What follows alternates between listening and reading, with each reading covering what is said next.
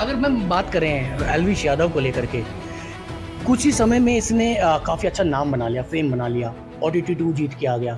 Salman Khan, celebrity बड़े-बड़े के साथ सितारों के साथ इसने कई ऐसे हीरोइन्स हैं जिसके साथ इन्होंने एल्विश यादव ने काम कर लिया। कई सारे सॉन्ग्स बना लिए।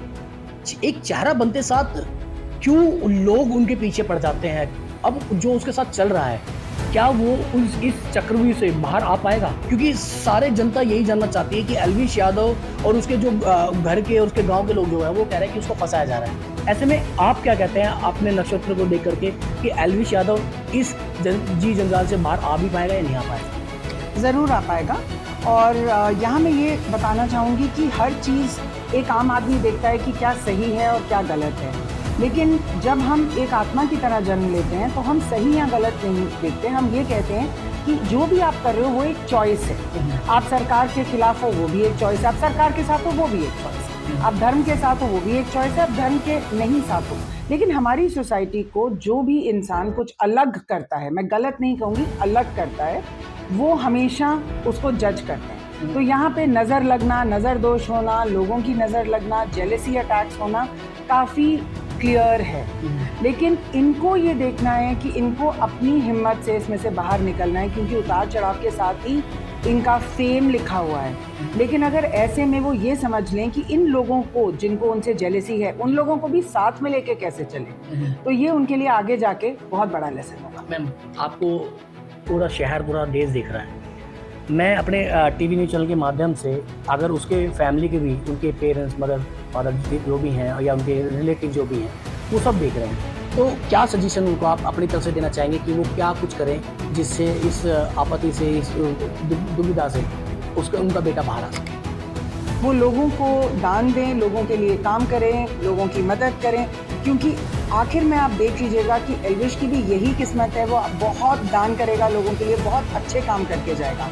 उसकी किस्मत में भी चैरिटी लिखी है, समाज सेवा लिखी है, और इनको भी यही करके ये उसको अच्छी वाइब्रेशंस पहुंचा सकते हैं। मैम बिल्कुल, बहुत बहुत शुक्रिया, आपने इतनी सारी बातें बताई। मैं आपको एक तो चीज़ बता दूं कि एल्विश यादव कहीं ना कहीं अपनी सोशल मीडिया हैंडल पर भी काफ़ी सारी ऐसे एक्टिविटीज़ करता दिखाई देता है। वो कभी भंडारा करते हुए दिखाई देता है, या बच्चों के लिए कुछ ना कुछ खाना, या जिस स्कूल में वो पढ़ा है, या गरीब बच्चों के लिए कहीं ना कहीं डोनेट करता नज़र आता है। तो अगर कुछ अलग से उसको करना हो या उनकी फैमिली को कुछ करना हो, तो उसके में आपने कुछ सर्च किया हो तो उसके बारे में थोड़ी जानकारी दें।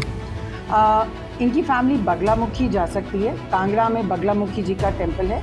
माँ बगलामुखी एक ऐसी 10 महाविद्या हैं जो शत्रुओं को एकदम उनका स्तंभन कर लेती हैं, और वहाँ जाके अगर इनकी पूजा कराई जाए तो इससे उनको काफ़ी मदद। बहुत बहुत शुक्रिया मनमीत जी। तो ये हमारे साथ मनमीत जी थे।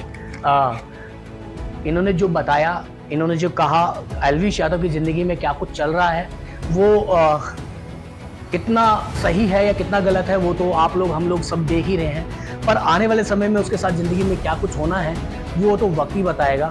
बाकी किस तरह के उपाय और किस तरह की ज़िंदगी के पिछले जन्म के जो पाप पुण्य होते हैं, वो भी इस जन्म में भुगतने पड़ सकते हैं।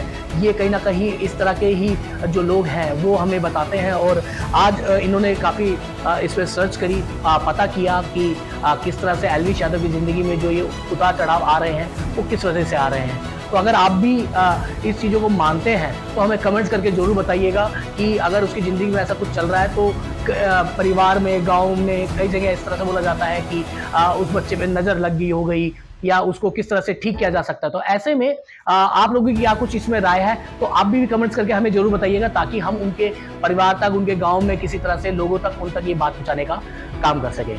तो रिपोर्टर जी पे अभी इतना ही। बाकी अपडेट और जानकारी के लिए आप हमारे साथ जुड़े रहें।